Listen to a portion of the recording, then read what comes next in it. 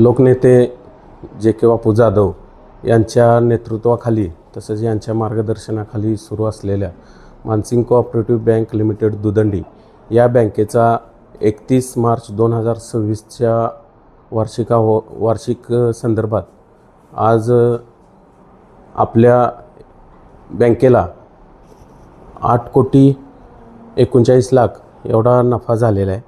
आज बँकेची परिस्थिती पाहता अत्यंत चांगल्या पद्धतीची आहे। बँकेच्या एकूण ठेवी 233 कोटी असल्याने कर्ज वाटप 203 एवढं झालेलं आहे। बँकेचं नेट NPA 0% असल्याने बँकेची कर्ज वसुली ही पूर्ण 100% आपली झालेली आहे।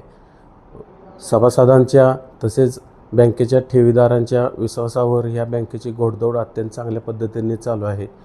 मानसिंग बँकेचे प्रधान कार्यालयासहित आपल्या 4ही शाखा स्वमालकीच्या इमारतीमध्ये असल्याने बँकेनं बदलत्या आधुनिक काळामध्ये सर्व खातेदारांना किंवा ठेवीदारांना Google Pay असेल, फोनपे असेल, WhatsApp पेमेंट असेल, हे घरबसल्या पेमेंट आपण करू शकतो।